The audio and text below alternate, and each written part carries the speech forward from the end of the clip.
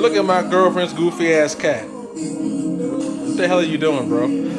That's what you do? What are you doing? Exercising? That's what you do? Goofy ass cat. Oh boy. Of a conditional. I'm not asking this up. Woo! Talk to him, JG. When that's not possible. Shit. This is what we came here to see, though. What we want today? We doing scotch today. Baja. You see it. You see it. Where we at? Any, many, miny, mo. Okay. Lefroy. Look at Cardenas. That's the Triple Wood 2019 version. That's a grown-ass man sitting at 59.5%. Yes, sir. Yes, sir. Matured in ex-bourbon, quarter, and Oloroso sherry cask. We gonna get down to nitty-gritty. We gonna do it all. We gonna get all up in this. Yes, yes, y'all. We going balls deep in the Lefroy tonight. We gonna get to it. You see what time it is. Slow jams. The whole nine. We getting it. Lefroy, quarter cask for review. Let's go. Talk to him, Ralphie. What's going on, y'all? We back at it again. Another hot review for you. Drams on deck. As promised today, we have the Lefroy Triple Cask Cardenas. Yes, sir. This one is sitting at 59.5%. So let's just I like to round up. So let's just say it's sitting at 60%. High cask strength. This is scotch. This is a smoky peated scotch. This one right here is a yearly release. So every year, Lefroy has a Cardenas a yearly release, and every year is different. So this is, keep in mind, this is a 2019 release. Okay. So currently, as I'm recording this day, we're at the end of 2021. So this was released 2 years ago, and so this one right here is a triple wood. Now, keep in mind, Lefroy has a triple wood that's in their core range. So when I say the core range, meaning that that's in the range that you can see, that's the normal release, not a special release. So I know in Lefroy's core release, they have the Lefroy Lore, Lore. They have the Lefroy 10-year. They have a Lefroy quarter cask. And they have, now they have a Lefroy triple wood. The triple wood is not at cask strength. This is at 60%, so the triple wood that they have in their core range is less than that. It's in the 40s. I don't know if it's 46 or 48 or whatever. But it's in the 40s if I'm not mistaken. If I'm wrong, correct me. But anyway, so this is the cask strength of their core range triple wood. And the triple wood that this is the ex-bourbon, first fill, ex-bourbon, I believe it was first fill. So if I'm wrong on that, let me know. Ex-bourbon, quarter cask, and Oloroso sherry. And this one right here, when I think of peated scotches, Lefroy is one of the ones that just jump out at me. I mean, obviously there are other ones too. There's Lagavulin, there's Lefroy, just to name a few, Highland Park, etc. But Lefroy is one of the ones that when I first started drinking scotch, this is before I got into peated whiskeys. I believe I tried Lefroy. I don't remember what version was Laura or whatever. I was like, wow, this is super aggressive. At that point, I wasn't quite ready to embrace the peat just yet. And I think over the years of evolving and trying different things, I love peat. Sometimes I crave peat now. But when I first started drinking whiskey, at that point, I wasn't quite mature. My palate wasn't trained quite yet to accept and appreciate what Lefroy is and what their smoky peated whiskey is. Now I really embrace it. So sometimes it's just about a journey that you start in. And like I said, some people may never embrace the peat. Some people just don't like smoke. They don't like the peat. It just doesn't do it for them. And that's fine. Tomato. As I said, taste is subjective. It's all about what you prefer. There's some people who love peat and they don't want to drink nothing else. So, it's just a matter of what you prefer or what you may train your palate to do. So I think I gradually trained my palate to like peated whiskeys, and I love it now. That being said, this Cardenas Triple Wood Quarter Cask is the Cardenas is a yearly release. This 2019. So I had this bottle for over a year now. I got this in California. the price point to my recollection. Now keep in mind, I got this last year, so it was a year old when I got it. It was released in 2019. I got it last year in 2020. I paid was it 120 maybe, something around 120 for this, to my recollection. I could be wrong, but it was around. I know it was over $100. I think 120 was the point that I got it at. So it's not cheap. It's definitely not cheap whiskey. It's a yearly release. There's some people who strictly collect the Cardenas every single year. This is the first and only Cardenas I've ever had the privilege of trying. They have other ones that's aged in a multitude of different things, whether it be port cask, Sorrentine cask, Oloroso. This is partly Oloroso, but this is different kinds. So this is the only one I've had to date. But I definitely would look to hunt more down and get more in my collection and ultimately get it reviewed and share that with you. But this, like I said, for people who are straight Scotch peat lovers, Laphroaig's is a staple in the peated Scotch game. Staple. Laphroaig is some people's go-to. So anyway, that being said, we're gonna do what we always do. We're gonna nose it, we're gonna taste it, we're gonna score it. So as I say that, let's check out this color. This color right here is I would say it's a medium dark amber color. I like the darkness, the tint to it.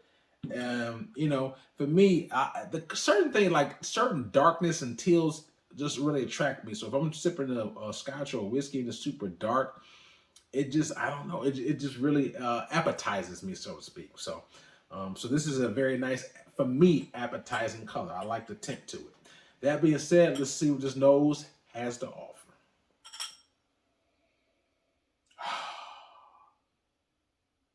Now keep in mind, it has a nice flavor here. I'm picking up like some burnt. If you ever had some burnt ends, like on a rib or rib tips that smoke, that barbecue, that's what I pick up. Some beef, some barbecue smoked brisket. Oh man, man, stuff like this really makes me hungry. Right now I'm in the process of cutting weight. So sometimes I'm drinking stuff like this, it don't help. You know what I'm saying? It don't help sometimes. But damn, it's smelling good. Like, it making me hungry. Burnt ends, barbecue, ham, brisket. Oh man. Campfire, mesquite, bacon. Like I said, it almost, like I said, it smells like just imagine you cook some brisket and some beef, some rib tips, and you turn the fire off the grill and the fire it just died, right? And let's suppose you cooked it an hour and a half ago, 90 minutes ago, and you open up the grill and you put after the fire down, you put your nose in the grill, you smell the residue, the burn off of the wood, the smoke. You can smell that meat fragrance on the grill even after you cooked it. Like I said, maybe an hour and a half after the grill is turned off and it's already been cooked, you still get the sear and the scar of the meat juice drippings right there on the grill. That's what I kid you not, that's what I smell in this nose right now. I just smell like I cooked something like an hour or two ago, and it just smells so damn good. Like I'm ready to put some goddamn sauce on the sandwich and just get down to business. It smells so damn good. It really does. And I'm a foodie, if you don't know already. So this is right up my alley. This type of stuff making somebody want to fall in love. It really do. The smell I'm referring to. It like I said, it just smells like fresh barbecue meat, brisket, bacon, all up on the nose, and I'm here for it. Trust me, I'm all the way here for this. Okay, it's the nose for me. That being said, let's jump on this palate and see what we got to offer, shall we?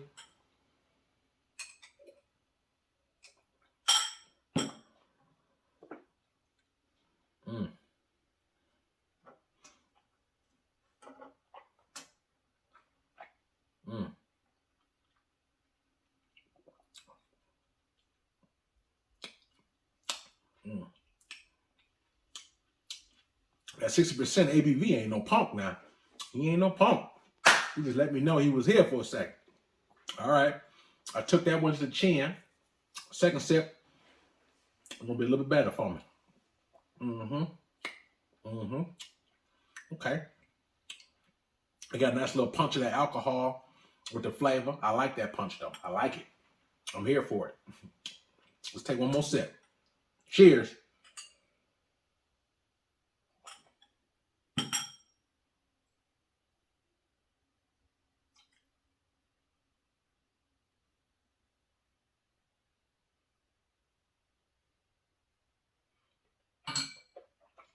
Mm. Mm-hmm.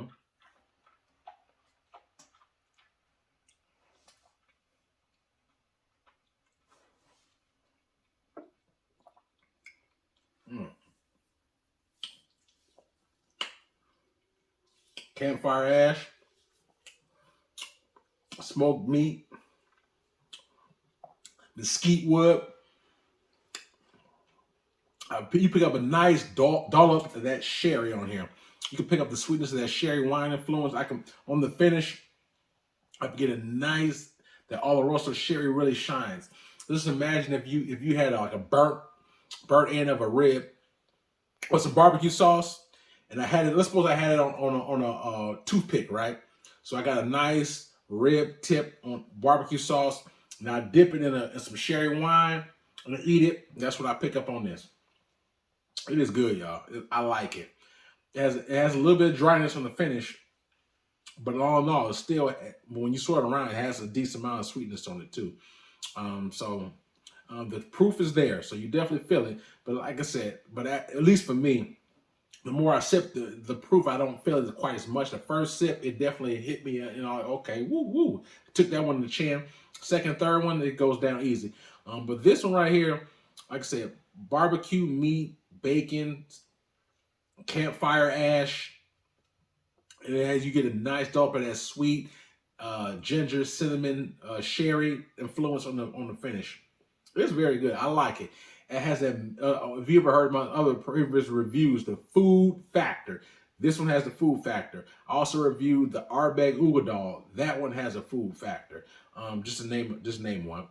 I really enjoyed spirits like that because it's like you get the enjoyment of the spirit, but also with the enhancements of the food factor, and that's really enjoyable for me.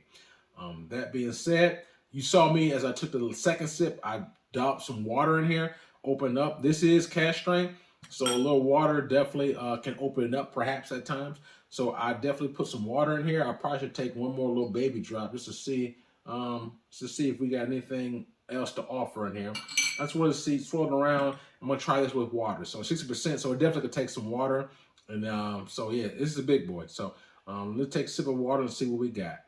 Cheers.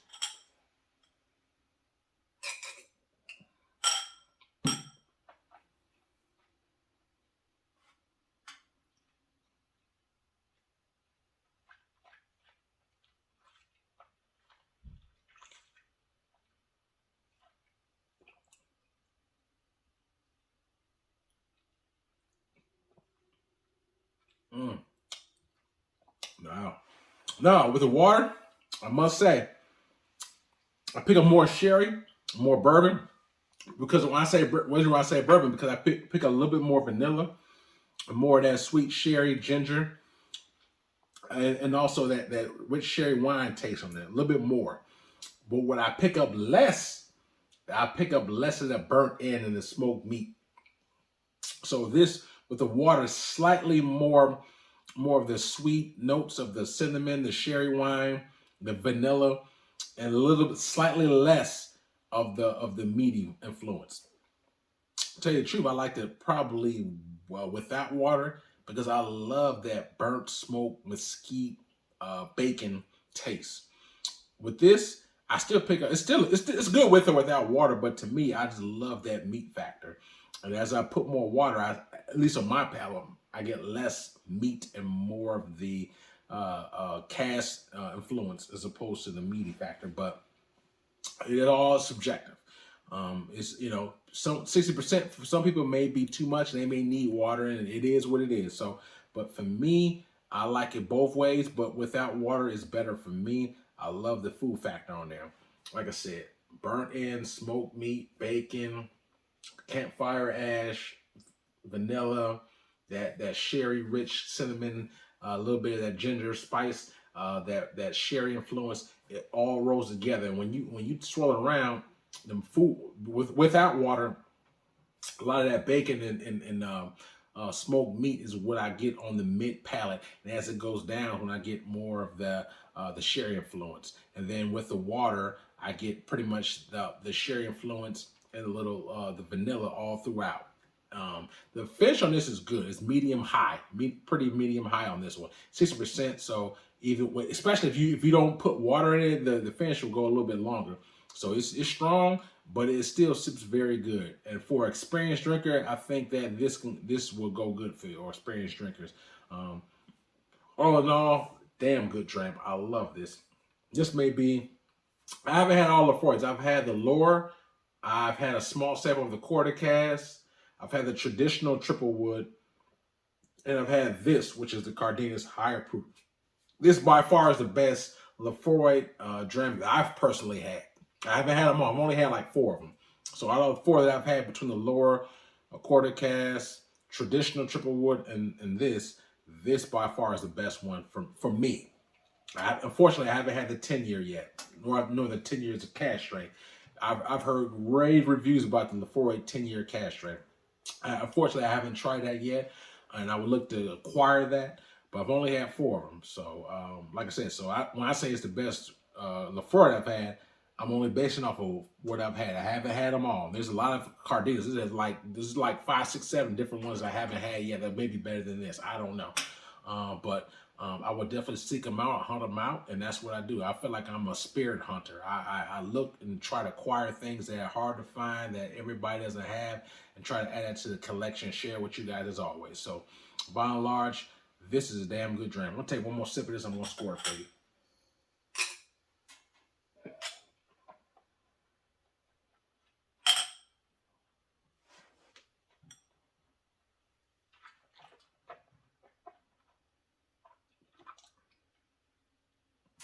Good dram. Very good dram.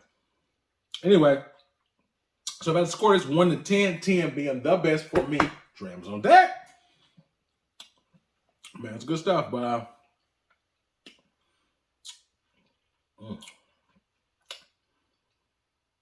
I give this an 8.5, 8.5 for me. Drams on deck. This is a very good score. 8.5 out of a 10. I think this Laphroaig triple wood is the mark with the food factor, the smoke, the peat, the flavor, the sherry. I like it. With or without water. Cask strength, it works for me. So if you can get this at the cheapest price retail, which I don't think you can because it's not a new release, but then again, a lot of people have good connects. So if you have a good connect, someone who can get you things for very cheap, I think that's also a good thing. So by and large, just try it. Just like I said, see if you can find it. You never know. You might find it online at your local store. It may have dust on it, maybe hidden back of the store where no one can find it and no one sees it.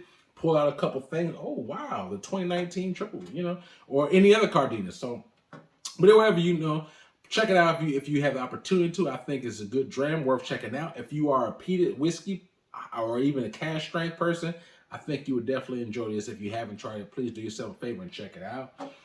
Drams on deck. Hopefully you got something out of that. This is definitely a good, smooth dram, but it definitely has some high proof to it and some complexity to it. So I think if you like the flavor profile that I described to you, this is for you. Hopefully you can find it. If you like this review, please hit the like button, hit the subscribe button. Likes and subscribes are for free. And also hit me in my comment box. I can know your opinion of this. If you had this before, or if you have a different Laphroaig, please comment and let me know your thoughts of this or what you think of this, and or any other Laphroaig that you've had. I definitely like to interact with you guys. That's what makes it fun. In my mind, I'm drinking with you guys. You're just not physically here, so I like to interact. So please hit me back and let me know what you think, man. I always do my best to respond to you guys. And also check out my Instagram page. In the description box, I have a link for my Instagram page. Please check that out. I also have a Cash App Patreon if you choose to support and help me in any way. I appreciate that.